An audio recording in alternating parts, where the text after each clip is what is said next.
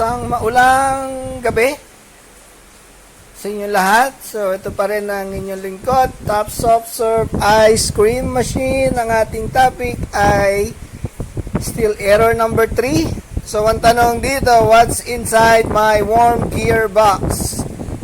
So, dito sa video natin, malalaman na natin kung ano talaga yung nangyari sa loob ng gearbox. Makikita natin kung ano ang laman.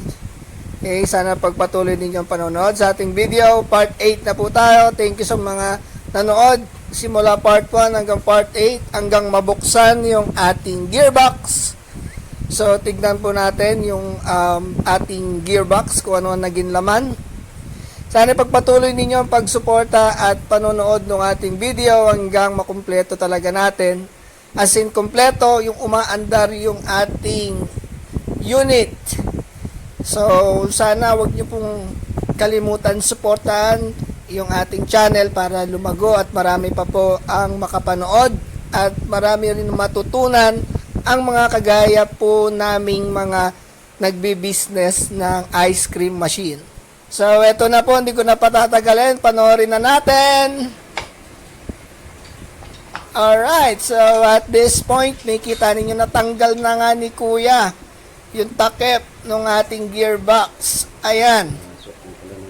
So, kung makikita ninyo, nakakabit pa rin po yung tubo na dapat tatanggalin nila.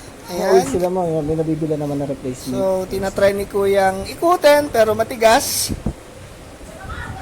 Ayan, oh. Nakita ko yan, maraming kalawang sa loob. Ayan yung laman ng gearbox. Ayan, pero hindi pa natatanggal talaga yan. Okay. Nabanggit din ni Kuya dito sa video na nasira yung oil seal. Kaya nasira na rin yung mga bearing. So ayun, dinala na ni Kuya sa dulo. Tinago na. Hindi. Ayun, tatanggalin niya na yung yung tubo. O didismantle na niya. So ayan, ito yung yan yung o-ring na nasira. Nakita niyo natuklap. Angat na. So, hintayin lang natin si Kuya. Tinatanggal kasi nandun yung press.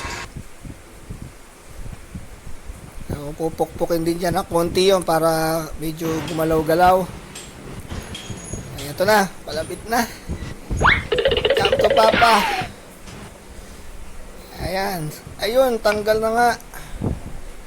Bilis Wow! Init-init pa. So, ito rin yung nasira. Ayan. Ito daw, ayan, nagkanda bonge-bonge na, yan daw, naayos naman daw yan. Ayan, brass. Tingga. Ayan, medyo may kalawang, di natin masabi pa, yun yung bearing, kinalawang na rin.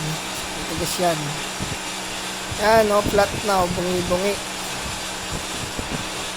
Okay, yan. So, yan, napapagawa pa daw yun yung gear na yan. Pwede pa raw yan gawin. Pero na-shock ako sa presyo. Gear lang yon. Nasa 5,000 lang sabi ni Kuya dito. Ayan yung loob. Okay, tignan yung loob. Naipon na rin yung dumi. Wala na langis. Wala, lumabas na. Ayan, kita ninyong maigay yung loob ng gearbox. Yan yung tubo na yan, ibabalik yan. Wala ito. Pag maayos yung machine. So, 5,000, check natin paano gagawin natin dyan. Aralan muna natin kasi mabigat yung price. May nabibili naman daw na gear lang. Hindi, pwedeng gawin to. Ito, pwedeng gawin to. Ayan, nagagawa pa daw yan. May nabibili. Alam ko may nabibiling gear lang kung gusto ng gear. Pero pwede rin nilang daw gawin. Pero ako na ang bibili ng mga bearing, o-ring, yun. 5,000 ang sabi ni Kuya dito sa video, pero hindi kasama yung o-ring bearing. Gagawin lang talaga nila yung nasirang gear. Ayan, ayan yung result. Bearing. So sa video na to, thank you Kuya, hindi niya ako siningil ng pagbaklas niya. So walang charge. Kung ipapaayos ko po ba, magkano ang abutin? Ayan, may nabibili din daw dyan na isang buo. Which is nakita ko na sa ano yan, sa isang platform. Letter L ang simula. At ako'y nagulat sa presyo nun. 5,000, 6,000, 10,000. Yun yung price niya. Pero isang buo yun. Eto, pwedeng gawin. Pero 5,000 pero gear lang. So, sana panoorin yung mga susunod pa na video. Tignan natin kung anong pwede natin gawing option, no? Kasi napakamahal. 5,000 pala ang abutin. Yan, kinukumpleto na ulit ni Kuya, binabalik na niya. Yung mga tornilyo. Nasira yung oil seal nito. Pero hindi ko na kaya ikakabit pinasok sa yan loob, ulit ano. kasi syempre check ko rin sa iba. Pakanbas tayo sa iba. Kasi nandiyan na rin tayo sa recto. Recto yan. Sa Manila yan. Bandang gilid yan ng Isitan. Doon ako nagtanong-tanong, naghanap. So, ito pa lang si Kuya yung napuntahan namin na nag-open. Siyempre, samantalayin na natin, ikot tayo. Wala po nabibili So, yan. ng parts Ikita na- ninyo, yan o, yung yung gearbox natin. Talagang, wala na yan. Siguro, pwede yan for project na lang. Yan, kinakabit, binabalik na ni Kuya. Again, yung yung granahe lang yon, yung pinaka-gear. Sabi ni Kuya sa video, 5,000 daw yan para magawa.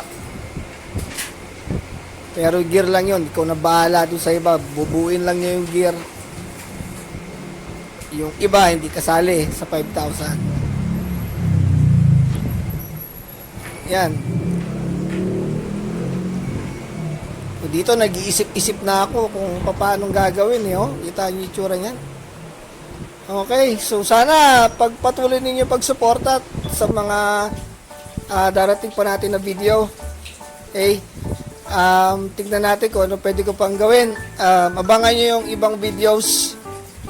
Papakita ko sa inyo kung anong pwede nating option na pwede magawa.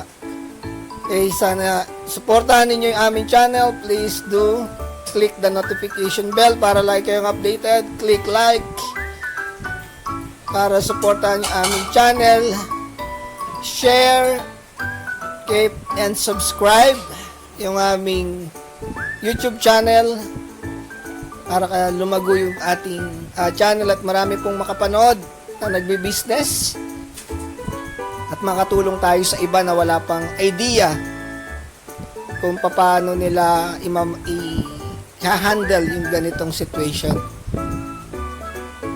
Maraming salamat po. Again, this is Tops Soft Serve Ice Cream. Maraming salamat. Please subscribe our channel.